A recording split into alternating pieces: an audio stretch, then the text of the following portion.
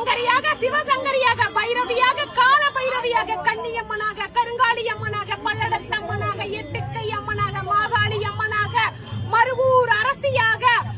கன்னியம்மனாக, துர்க்கை அம்மனாக, பேச்சி அம்மனாக, இன்னும் பிரம்மாண்ட நாயகியாக, பெரிய வாளையத்தில் வாழும் பெரிய நாயகியாக, சின்ன மாரியாக, தண்டு மாரியாக, இன்னும் ராஜராஜேஸ்வரியாக, கோட்டை மாரியம்மனாக, இன்னும் 1000 தெய்வங்களின் அபூர்வ சக்தியோடு அமர்ந்திருக்கும் எங்கள் சக்தி மாரியம்மனுக்கு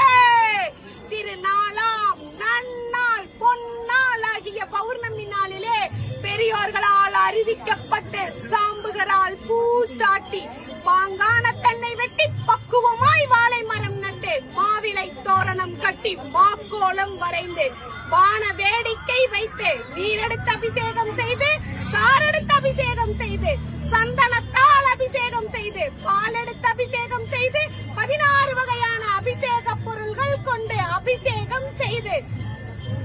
பட்டாடை உடுத்தி அபிஷேகம் செய்து அழகாக எங்கள் சக்தி மாரியம்மனை அழைப்போம், கற்பூர ஆராத்தி காட்டி அழைப்போம். எங்கள் அழைப்பை ஏற்று எங்களுக்கு மானிட வாழ்க்கை சிறந்திட, நெஞ்சம்தான் குளிர்ந்திட, எண்ணியதெல்லாம் ஈடேற, வரம் தர அழகாக இங்கு வந்திருக்கும் எங்கள் சக்தி மாரியம்மனோ கோட்டையின் அரசியாக, அழகின் தேவதையாக,